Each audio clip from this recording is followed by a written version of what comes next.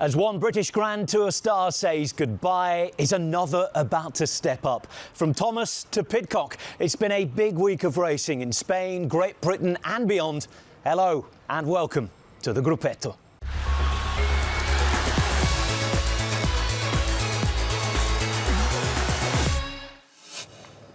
The second full week of the Vuelta saw the riders set out on their way back to the Pyrenees with a finish ready at La Rabelagua. The pre-race interviews screamed breakaway. Now then, keep your eyes on this. You have to be in it to win it. I didn't want to drag everyone up the climb, so I tried playing a bit of possum. Fine is trying to gap Castrillo here. He can see a second stage win up the road. And are we about to see a UAE Team Emirates show of unity and strength? Vingegaard still has two teammates with him, but that, for the red jersey, could be that. I don't think I'll ever get used to winning, because it's just unbelievably hard.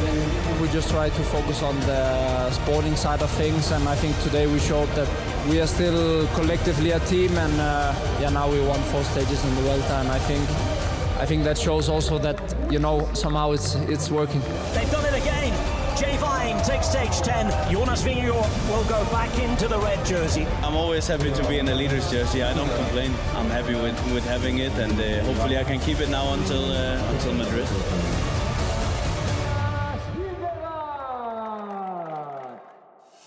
Jonas Vingegaard had said he'd wanted to win the following day to celebrate his son's first birthday. The Dane was in the mix to do so, recovering from having been dropped by Tom Pidcock on the way to Bilbao to being at the front with the Briton. There would be no stage winner on day 11, however. The main news of the day was the large-scale protest in the Basque Country over the presence of the Israel Premier Tech team amid the ongoing destruction in Gaza. To ensure rider safety on the road, the final 3 kilometres were neutralised and no winner was awarded. The protests would continue to occur at various points during the week. Back in the race, the day with the least climbing of the week was next. Only 2,500 metres, enough of an invitation for attackers to do their thing. Welcome to Cantabria. It's rugged terrain in the north of Spain. Oh dear. We've got a gigantic group up the road who are trying their best to organise themselves. Collada de Brenes is a first category climb. It's a mightily difficult climb. Movistar looking for their first victory of this race. Juan Ayuso explodes it. He has to win. He does win. Another day down, another UAE Emirates-XRG win. They were beginning to add up. But the most feared stage had arrived, with the Asturian Mountains, and in particular Angliru. Time to let GC legs and the most hellishly steep ramps in all of cycling do the talking. Today will be a brutal stage, and will be all in for everyone. It's animating, but then it's also riding smart, so you got to do both, haven't you? I think if you want to win, you need to beat Jonas Vingegaard, so it's quite a hard task. It's a day of destiny or doom, depending on what your objectives are. The Angliru proper is about to begin. I just put my pace from the bottom, and I just did the best I could. And it's Almeida who's trying to turn the screw, put on the pressure. At the start, I was okay, but I knew I couldn't continue that pace all the way to the top. Well played, Pidcock. He's still in the Vuelta after this. Joao Almeida pedaling on to being toe-to-toe to Jonas Vingegaard. I think this is the hardest climb in the world. It's crazy. It just doesn't end anymore. Whoa. Now I have to focus more on Joao. The Vuelta is alive. The Angliru belongs to Joao Almeida.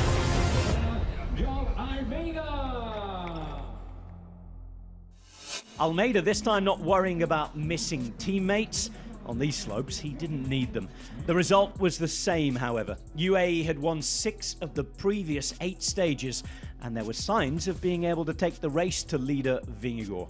Granted, only 4 seconds had been taken back, but surely now the team had to fully back their GC leader. Just 46 seconds between first and second. Another mountaintop finish today. Today is hard, but maybe the last climb is headwind, so it's not a big selection. Yeah, we'll have to see, won't we? We go on to La Farrapona. Up the road, it's Marc Soler. I don't understand this tactic at all. Have they not got enough of stages? Jai was looking very strong. Of course, he had some injuries, but obviously he's had a long time training now, so I expect he'll get better through the race, so he's obviously looking like a big threat. Hindley to attack. Can the rest respond?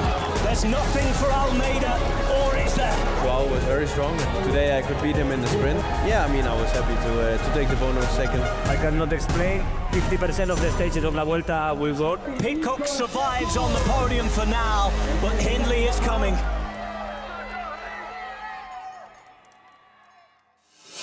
Despite manager Machin telling our reporters that it was now all for Joao, Soler was allowed to ride on. And UAE had won half of the 14 stages to this point. Surely they wouldn't be at it again the following day. Oh, but they were. Jay Vine in the break from the start, extending his lead in the King of the Mountains competition, but then attacking and taking 3 minutes with Louis Vervaeke from as far out as 120 kilometers. The pair put up a superb fight, but were caught by 7 attackers from a big group of 40 riders in the day's break on the road to Galicia. Mads Pedersen had been trying to win since day one, and he finally managed it, helped by 4 other teammates at the front. Into that final right turn they go, just 350 metres. Oh, and a big crash. And it's Sheffield who's down, going out on the corner. It's Frigo at the front, gets a gap, but here comes Pedersen, trying to come off his wheelies. Allard. It's Mads Pedersen at the front, Allard in the centre, Pedersen in the green, Pedersen all day long. Mads Pedersen finally gets his stage win by brute force, full control, heart. He was hungry. So 6 stages remain at the Vuelta A Espana, but who will win? As always, we'd love to get your take on all the happenings on the road. UAE, are their tactics right? What about Almeida? Does he deserve to feel a little more backed? No doubt they're winning stages. If you think they'll continue along that line, how many will they win? And Tom Pidcock, can he stay on the podium? Of course, above him, you've got Almeida, who's getting a little further away. Behind, Hindley, who seems to be getting closer. The time trial, well, not too many rivals immediately below him to threaten Tom Pidcock, but could he still be in that place? Will he have been displaced by the time they get there? Let us know how you think the Vuelta will shake up on the way to Madrid. Post in the comment section below. The build-up to this year's Tour of Britain focused not on those hoping to win the race, but on home hero Geraint Thomas, who was saying goodbye to the sport as an active rider on a route that would take him from the east of England home to the Welsh capital, Cardiff. The 2018 Tour de France winner almost didn't make it, however, and after playing trains, planes and automobiles, a late arrival at the hotel saw him just about ready for stage 1. On the road, Olav Koy continued his season-long masterclass of sprinting, edging out toward Gudmestad and Ugo Ofstetter to take the opener in Southwall. Koy then cobbled a second together as he and the rest of the bunch embraced the British summer weather. The Flying Dutchman then turned lead-out man for a rider making a mighty start to his professional career, Matthew Brennan. Only just 20 years old, winning already for the 12th time this season. But the first victory among the very best on his home British roads. The first real GC fireworks came from Romain Grégoire, the Frenchman out-sprinting his compatriot, former world champion Julien Alaphilippe on Burton Dasset. With the sprinters out of the picture, the Groupama FDJ rider pulled on the green leader's jersey. But that GC lead tumbled down to just 2 seconds on the aptly named tumble. The Welsh climb was the scene of a return to winning ways for Olympic champion Remco Evenepoel, taking his first bit of success since announcing that he'll leave his current Soudal-QuickStep team at the end of this season. So, could Remco reverse Grégoire's narrow leading margin? Well, it would be a tough task, but with bonus seconds at the sprints and a late climb up Caerphilly, anything was still possible. The man who began the week winning finished in the same fashion.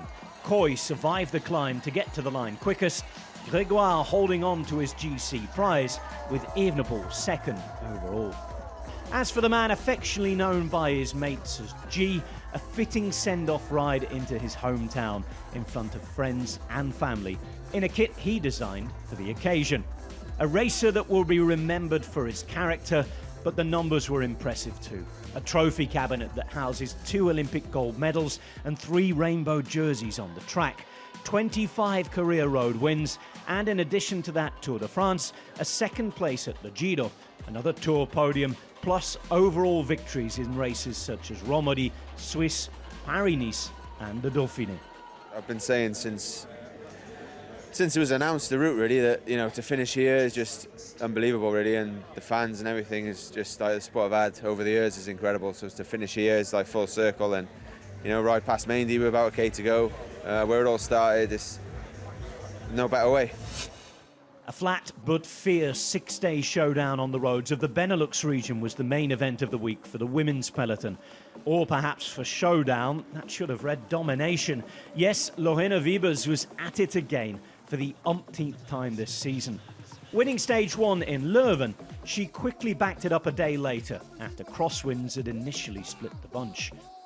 2 became 3 in Zeewolde, after most of the race spent on the attack in a group of just under 20 riders, before a traditional bunch kick was once again taken by the 26-year-old, who passed 100 pro wins back in the spring. The winning sequence was broken on stage 5, a 10-kilometre time trial taken by Zoe Backstedt. The British champion relishing returning to the scene of her first victory among the elite 12 months ago, this time to grab her 7th. For the record, Wiebes finished 9th and held a 48-second lead over Elisa Balsamo prior to the 6th and final stage. And you know what the result of that was, don't you? In total, 5 stages, and the overall going to the Queen on this type of terrain.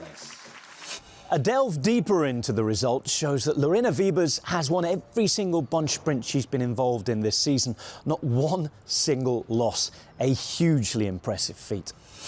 The Italian end-of-season classics have started, some to build up to the Worlds, before others in and around the final monument of the season in Lombardy.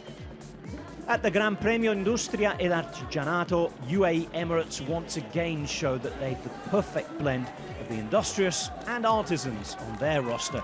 One of the many complete riders was at it yet again. Isaac del Toro moving the squad's victory counter to 81 right at the end of the week.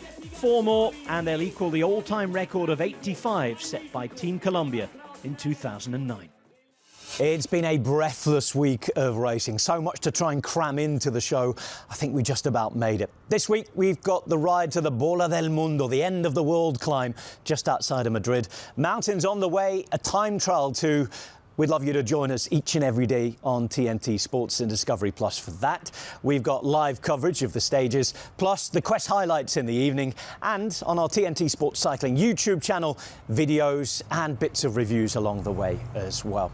We know it was a hugely emotional week on British shores, so we thought we'd leave the last word to the man himself. Geraint Thomas! It's not just about being the best, it's how you race and how you race as a team. You need good legs, but good heads and the way you ride together makes you almost unbeatable. Hey Geraint, it's Ben Stiller saying, congratulations, have a Mai Tai, come to Hawaii, you've earned it. I've been friends with G since we were kids, you know. More than what he is as a bike rider, it's what he is as a person, as a friend. There's no one that meets G unlike G, you know. There's no bigger privilege than to say the words, Geraint Thomas is our Tour de France champion. Well, I'm speechless. I don't know what to say. It's been a massive journey with Geraint. I mean, for myself personally, brilliant to see him do all he's done and just wish him all the best. What a career from the track to the road. Amazing, and he's a pretty proud Welshman, and I think he's done his country proud. Geraint Thomas, he comes from the valleys, he conquers mountains, this humble red dragon. He's won our hearts, and we say chapeau to him.